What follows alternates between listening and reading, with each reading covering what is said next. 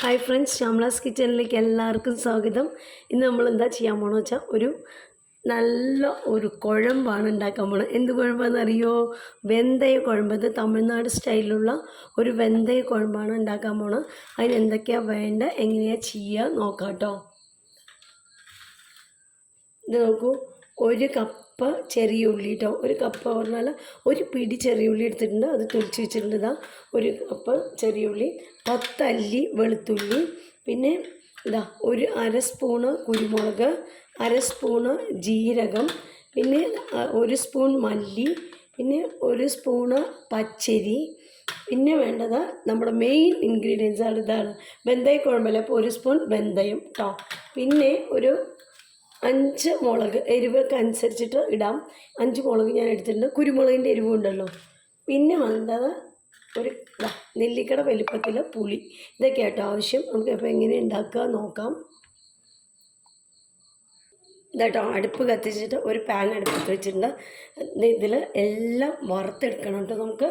നമ്മൾ എടുത്ത് വെച്ചിട്ടില്ല പച്ചരി, ഉലുവ, പിന്നെ കൊത്തമല്ലി, ഇതെല്ലാം ഇട്ടിട്ട് ഒന്ന് വറുത്ത് എടുത്ത് പൊടിക്കണം നമുക്ക്. അപ്പോൾ ഒന്ന് വാവാൻ വേണ്ടിയിട്ട് കുറച്ച് നേരം വെയിറ്റ് ചെയ്യുക. ചീനച്ചട്ടി ചൂടാവട്ടെ. ഇതാട്ടോ ചീനച്ചട്ടി ചൂടായിട്ടുണ്ട്. ഉലുവയിട്ടും മല്ലി ഇട്ടിട്ടുണ്ട്. നന്നായിട്ടൊന്ന് വറുക്കുക.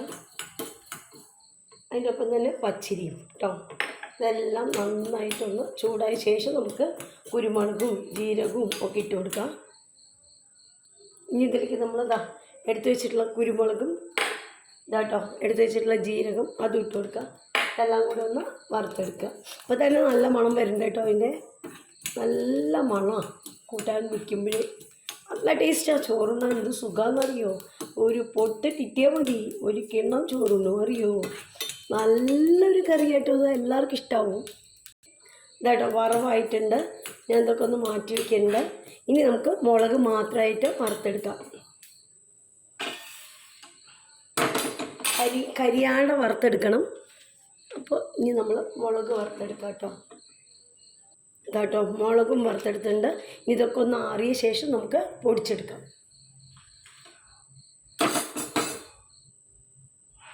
ഇതാട്ടോ ഒക്കെ ആറിയിട്ടുണ്ട്. ഞാൻ ഇതെല്ലാം കൂടെ ഒന്ന് പൊടിച്ചെടുത്തിട്ട് വരാം.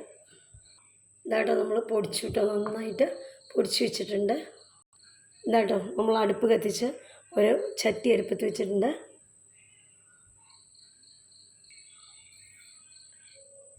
ഇതാട്ടോ ചട്ടി ചൂടായി. ഓക്കെ, നല്ലെണ്ണ തന്നെ വേണം കേട്ടോ. നല്ലെണ്ണയിൽ ഉണ്ടാക്കുന്നതാണ് ടേസ്റ്റ്. ഇപ്പോൾ നല്ലെണ്ണ ഈ വെന്തയക്കുഴമ്പ്, അതുപോലെ തന്നെ തീയൽ, ഇതൊക്കെ നമ്മൾ നല്ലെണ്ണയിൽ ഉണ്ടാക്കുമ്പോൾ നല്ല ടേസ്റ്റാണ്. അപ്പോൾ ഞാൻ കുറച്ചധികം എണ്ണ വേണേ. ലേശം സാധാരണ കടുക് വറുക്കുമ്പോൾ ഒഴിക്കണ എണ്ണ പോലെയല്ല, കുറച്ചധികം വേണം കേട്ടോ. ഇതാ ഒഴിച്ചിട്ടുണ്ട്. വലിയൊരു ടീസ്പൂൺ 2 ടീസ്പൂൺ എണ്ണ ഒഴിച്ചിട്ടുണ്ട് കേട്ടോ. അത്രയും മതി. അപ്പോൾ അതൊന്ന് ചൂടാക്കി ഇട്ടിട്ടെ. കേട്ടോ ചൂടായി തോന്നുന്നുണ്ട്. നമുക്ക് കുറച്ച് ഉലുവ ഇട്ട് കൊടുക്കാം. ലേശം കടുക് കേട്ടോ. അതൊന്ന് പൊട്ടി വരട്ടെ. നല്ലോണം പൊട്ടി നമ്മളിങ്ങനെ എടുത്ത് വെച്ചിട്ടുള്ള ഉള്ളിയില്ലേ, അരിഞ്ഞ് വെച്ച ഉള്ളി നന്നായിട്ട് വഴറ്റി കൊടുക്കുക കേട്ടോ. അതോടൊപ്പം തന്നെ നമ്മൾ എടുത്ത് വെച്ചിട്ടുള്ള വെളുത്തുള്ളി അതും ഇടുക. എന്നിട്ട് നന്നായിട്ട് വഴറ്റുക. വഴന്ന് വരട്ടെ. ഇനി നമ്മൾ ഇതിലേക്ക് ചേർത്ത് കൊടുക്കേണ്ട ഒരു തക്കാളി ചെറുതാക്കി അരിഞ്ഞ് വെച്ചിട്ടുണ്ട്, അത് ഇട്ട് കൊടുക്കുക കേട്ടോ.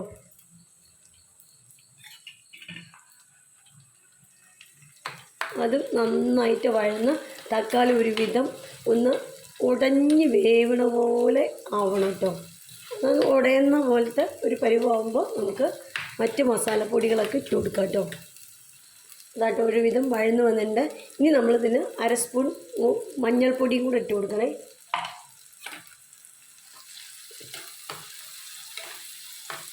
ഇനി നമ്മൾ ഇട്ട് കൊടുക്കേണ്ടത് നമ്മൾ പൊടിച്ച് വെച്ചിട്ടുള്ള മസാല ഉണ്ടല്ലോ, അതാണ് ഇനി ഇട്ട് കൊടുക്കേണ്ടത് കേട്ടോ.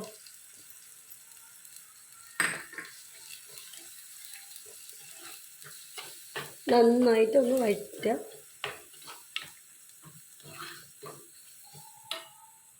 ഇനി നമ്മൾ ഒരു നെല്ലിക്ക വലിപ്പത്തിൽ പുളി എടുത്ത് വെച്ചിട്ടുണ്ട്. ആ പുളി ഒന്ന് ഞാൻ വെള്ളത്തിൽ കലക്കിയിട്ടുണ്ട്, അതും കൂടെ ഒഴിച്ചു കൊടുക്കാം കേട്ടോ.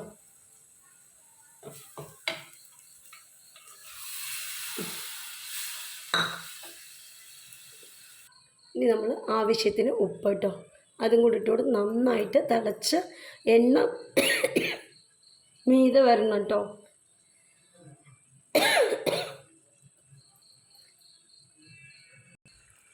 ഇതാട്ടോ തിളച്ച് വരുന്നുണ്ട്. ഇനി അതിൻ്റെ കൂടെ നമ്മൾ ഒരു കഷ്ണം ശർക്കരയും കൂടെ ഇട്ട് കൊടുക്കണേ.